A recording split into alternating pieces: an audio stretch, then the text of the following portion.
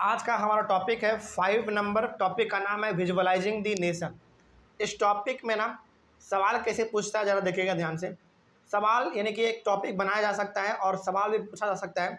The significance of portraying nations as female figures by the European artist of the 18th and 19th century. इस प्रकार का statement आपको दे देगा, बोलेगा explain कीजिए। तो आप कैसे बताएंगे ज़रा समझिए ध्यान से। तो क्या क्या इसमें पॉइंट लिखे हुए हैं। सबसे पहला पॉइंट इसमें लिखा हुआ है artist in the 18th and 19th century started representing nations in human forms. देखिए जरा ध्यान से, यहाँ पे बात हो रहा है पूरे के पूरे यूरोप के बारे में, है ना। तो यूरोप में जो 18th सेंचुरी के टाइम पे 19th सेंचुरी के टाइम पे जो आर्टिस्ट हुआ करते थे वो नेशन को दर्शाते थे, यानी कि अपने कंट्री को रिप्रेजेंट करते थे एक ह्यूमन फॉर्म के रूप में, एक ह्यूमन फॉर्म के रूप में। बात समझ में आ रही है? तो समझिएगा यहाँ पे ध्यान से क्या बात कहा जा रहा है। 18th सेंचुरी और 19th सेंचुरी के जो आर्टिस्ट हुआ करते थे यूरोप के, वो अपने अपने कंट्री को रिप्रेजेंट करने के लिए किसका इस्तेमाल करते थे? ह्यूमन फिगर का इस्तेमाल करते थे, यानी कि आदमी के चेहरे का इस्तेमाल करते थे। लेकिन कैसे सर, जरा बताइए इसके बारे में। देखिए ध्यान से लिखा हुआ है the female figure was chosen to represent the nation. Human form में भी फीमेल फिगर को चुना गया, यानी कि एक महिला के फिगर को, यानी कि एक महिला के इमेज को चुना गया नेशन को रिप्रेजेंट करने के लिए। एग्जाम्पल के तौर पे यदि हम आपको बताना चाहें तो इंडिया को रिप्रेजेंट हम लोग कैसे करते हैं? तिरंगा से। मान लीजिए यदि किसी कंट्री में कोई प्लेयर खेल रहा है, कोई एथलीट वाला गेम खेल रहा है अपना, जैसे मान लीजिए क्रिकेट ही खेल रहा है, तो हम कैसे पहचानते हैं कि ये भारत का खिलाड़ी है? क्योंकि उसके शर्ट के ऊपर या फिर आगे या फिर पीछे तिरंगा का फोटो लगा रहता है ना। आपने इस चीज़ गौर किया होगा ये चीज़। तो कैसे पता करते हैं कि तिरंगा है, इंडिया से बिलोंग करता होगा, इसे पता करते हैं ना। तो उस समय पे 18 और 19th सेंचुरी के जो आर्टिस्ट हुआ करते थे वो अलग अलग कंट्री के लिए अलग अलग फीमेल फिगर बना दिए थे। मतलब कि ये फीमेल फिगर है, ये फीमेल का पिक्चर है तो ये इस कंट्री से बिलोंग कर रहा है, ये फीमेल का फिगर है तो वो उस कंट्री से बिलोंग कर रहा है, ये फीमेल फिगर है तो वो अगले वाले कंट्री से बिलोंग कर रहा है, इस तरीके से। यानी कि कंट्री को उस समय पर रिप्रेजेंट जो है ना, तिरंगा से ज़्यादा बल्कि ह्यूमन यानी कि फीमेल फिगर का इस्तेमाल किया जा रहा था। ठीक है, आगे बढ़ेंगे हम लोग, आगे पढ़ेंगे मैरिनी के बारे में पढ़ेंगे और जर्मेनिया के बारे में पढ़ेंगे, आगे मिलेगा आपको। लेकिन आगे बढ़ते हैं, फिर देखिए लिखा हुआ है the female figure did not stand for any particular woman in real life. अच्छा, जो फीमेल फिगर का इस्तेमाल करते थे आर्टिस्ट लोग, तो क्या वो फीमेल फिगर किसी खास महिला का हुआ करता था क्या? नहीं, वो बेसिकली वो लोग अपने अंदाजे से बना देते थे, है ना, अंदाजा से। ऐसा नहीं कि कोई महिला है उसी का फोटो बना देंगे, नहीं, वो लोग अपने अंदाजे से बनाते थे। लेकिन हाँ, बहुत सुंदर पेंटिंग बनाते थे वो लोग। और जो आर्टिस्ट जिस कंट्री का बना दिया, अच्छा, वही फिगर के द्वारा उस कंट्री को रिप्रेजेंट किया जाता था, यानी कि पहचाना जाता था। ये फिगर मतलब वो कंट्री, वो फिगर मतलब वो कंट्री। लेकिन फिगर भी किसका? मेल का या फिर फीमेल का? फीमेल का। ठीक है, आगे बढ़ते हैं फिर। The female figure was gives an abstract idea of the nation in a concrete form. अच्छा, फीमेल फिगर का ही क्यों इस्तेमाल किया गया, मेल फिगर का क्यों नहीं इस्तेमाल किया गया? क्योंकि फीमेल फिगर का इस्तेमाल इसलिए किया गया क्योंकि फीमेल को एक तरीके से यदि हम लोग देखें तो किस रूप में देखते हैं? पवित्रता के रूप में देखते हैं। बात समझ में आ रही है? तो फीमेल को बेसिकली हम लोग पवित्रता के रूप में देखते हैं, इसीलिए वहाँ पे भी फीमेल फिगर का ही इस्तेमाल किया गया। ठीक है, आगे बढ़ते हैं फिर।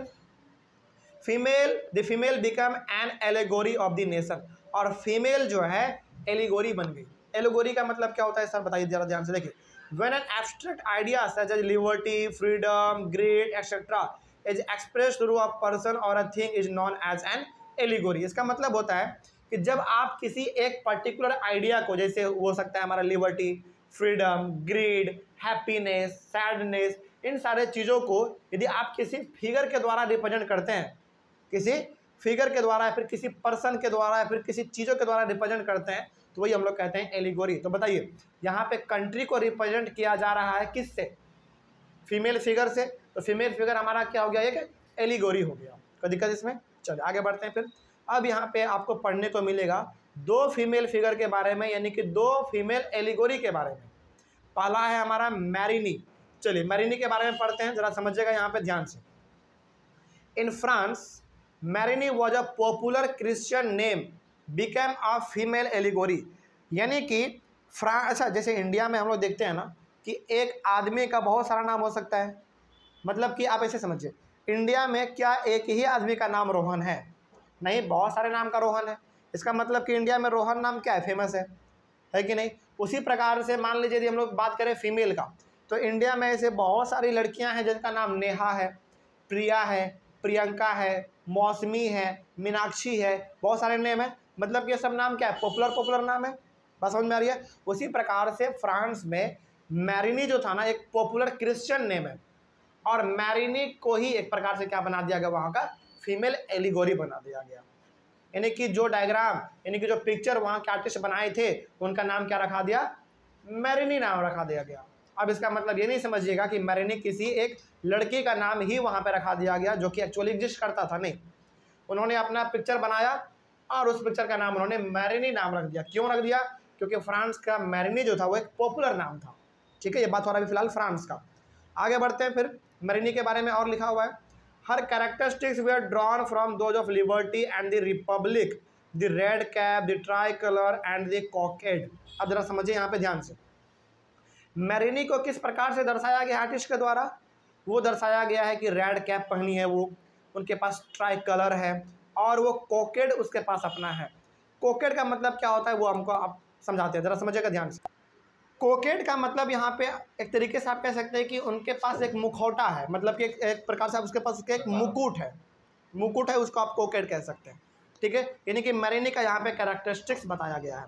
आगे देखिए, फिर statue of Marianne were erected in public squares to remind the public of the national symbol of unity and to pursuit them to identify with it. और मैरिनी का जो पिक्चर था ना, वो पूरे के पूरे फ्रांस में पब्लिक जगहों पर लगाया गया ताकि लोग ये समझ सके कि हम लोगों का जो रिप्रेजेंट करने का जो एक सिंबल है वो यही है। मतलब कि हम लोग इंडिया के लोग यदि तिरंगा से रिप्रेजेंट करते हैं, तो फ्रांस के लोग अपने आप को किससे रिप्रेजेंट करेंगे, मैरिनी के पिक्चर से रिप्रेजेंट करेंगे। इसीलिए मैरिनी का जो पिक्चर था, उनका जो स्टैचू था, वो अलग अलग जगहों पर फ्रांस में बनाया गया। ठीक है, ताकि लोग क्या करें, अपने आप को इस फिगर के द्वारा रिप्रेजेंट करें, अपने आप को इस फिगर के द्वारा पहचाने, लोग अपने आप में कनेक्टेड महसूस करें। ठीक है, आगे Marianne images were marked on coins and stamps also. और मैरिनी का जो पिक्चर था वो सिक्कों के ऊपर भी लगाया गया। जैसे हम लोग आज के सिक्के में क्या देखते हैं, महात्मा गांधी को देखते हैं, उसी प्रकार से वहाँ के सिक्कों में मैरिनी का फोटो लगाया गया।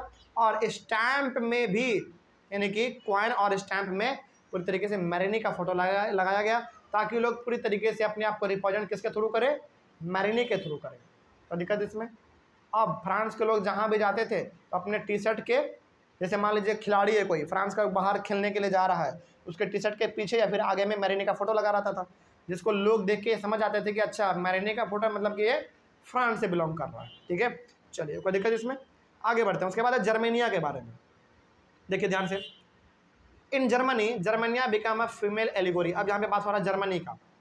जर्मनी में जर्मेनिया नाम जो है ना, वो एक फीमेल एलिगोरी बना। मतलब कि जर्मनी में भी एक फीमेल का नाम है जो कि बड़ा ही प्रसिद्ध है, वो पॉपुलर नेम है जर्मनी का। वो नाम क्या है, जर्मेनिया। तो जर्मनी के आर्टिस्ट ने जो फीमेल का फिगर बनाया, उसका नाम उन्होंने क्या रख दिया, जर्मेनिया रख दिया। ठीक है, तो वहाँ का वो फीमेल एलिगोरी बन गई।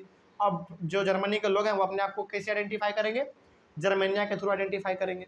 ठीक है, आगे देखो। In visual representation Germania wears a crown of oak leaves. यानी कि ओक लीव्स एक तरीके से पत्ता होता है हमारा, उसके बारे में भी आपको बताएंगे, यहाँ पे सिंबल में लिखा हुआ है। तो वो एक पूरा का पूरा मुकुट पहनी हुई है। ठीक है, Germania. Because in Germany the oak stands for heroism. Oak leaf, एक ओक प्लांट भी होता है हमारा, उस प्लांट का जो पत्ता होता है उसी का एक मुखौटा बना के, यानी कि एक मुकुट बना के इन्होंने अपने सर के ऊपर रखी हुई हैं। और ओक का मतलब है जर्मनी में हीरोइज्म, मतलब कि बहादुरी। ठीक है, तो ये जर्मनिया था। और जर्मनिया फीमेल एलिगोरी कहाँ की थी, जर्मनी की थी। इस बात को आप याद रखिएगा। चलिए आगे बढ़ते हैं। जब आप एनसीईआरटी को पेज पलटेंगे ना, तो आपको उसमें कुछ सिंबल मिलेंगे और उस सिंबल का कुछ सिग्निफिकेंस भी मिलेगा। तो ये भी कभी कभी एग्जाम में पूछ लिया जाता है, तो उसके बारे में भी हम लोग बात कर लेते हैं। जैसे यूरोप में उस समय पे ब्रोकन चेन का मतलब क्या था, यूरोप में उस समय पे ब्रोकन चेन का मतलब था लिबर्टी, मतलब कि आज़ादी। ब्रोकन चेन का मतलब आप इसको अपने बुक में भी देख सकते हैं, वो आपके बुक में यहाँ पे दिया हुआ है। हाँ वही है बेसिकली। तो ब्रोकन चेन का मतलब उस समय पे यूरोप में था लिबर्टी, आज़ादी। उसके बाद आप ध्यान से देखेंगे तो ब्रेस्ट प्लेट विथ ईगल, यानी कि एक प्लेट है, उस प्लेट के ऊपर ईगल का फोटो बना हुआ है, वो किसको दर्शाता था? स्ट्रेंथ को, यानी कि ताकत को। ठीक है, आगे crown of oak leaves, crown of oak leaves कौन पढ़नी थी? जर्मेनिया पढ़नी थी। वो किसको दर्शाता था? हीरोइज्म, हीरोइज्म, बहादुरी को।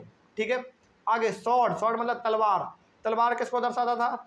रेडीनेस टू फाइट, यानी कि लड़ने के लिए तैयार है, तलवार वो दर्शाता था। उसके बाद ओलिव ब्रांच अराउंड दिस सोड, आप ध्यान से देखेंगे ना तो तलवार के चारों तरफ लपेटा हुआ है एक ब्रांच, ओलिव का ब्रांच, यानी कि ओलिव एक ट्री होता है, तो ओलिव ट्री का जो पत्ता होगा वो ओलिव लीफ कहलाएगा। बात समझ आ रही है? उसी प्रकार से ओलिव ट्री का जो ब्रांच होगा ओलिव ब्रांच कहलाएगा। ठीक है, आगे फिर तो ओलिव ब्रांच अराउंड दिस सोड, यानी कि तलवार के चारों तरफ एक ओलिव ब्रांच लगा हुआ है, वो था हमारा विलिंगनेस टू मेक पीस, यानी कि शांति का प्रतीक था। तलवार के ऊपर ब्रांच का लपेटा होना मतलब किसको दर्शाता था? शांति को दर्शाता था उस समय पे यूरोप में। उसके बाद rays of the rising sun, यानी कि एक नए उगते हुए सूरज की किरणें, ये क्या दर्शाती थी? ये दर्शाते थे beginning of a new era, मतलब कि एक नए समय का शुरुआत हो रहा है, एक नए युग का शुरुआत हो रहा है। उसके बाद लास्ट है black red and gold try colour, ये झंडा था बेसिकली, किसका झंडा था? फ्लैग ऑफ लिबरल नेशनलिस्ट, उन लोगों का झंडा था जो कि आज़ादी चाहते थे, जो कि पूरी तरीके से किसी के अंडर में रहना पसंद नहीं करते थे, जो कि आज़ाद लोग थे बेसिकली, उनका ये झंडा हुआ करता था। कोई समस्या इसमें? ये भी टॉपिक हमारा यहाँ पे खत्म होता है। अगले वाले क्लास में हम लोग इस चैप्टर के सबसे लास्ट टॉपिक को डिस्कस करेंगे। टॉपिक का नाम है नेशनलिज्म एंड इम्पेरियलिज्म। ठीक है, चलिए मिलते हैं अगले वाले क्लास में। Thank you very much.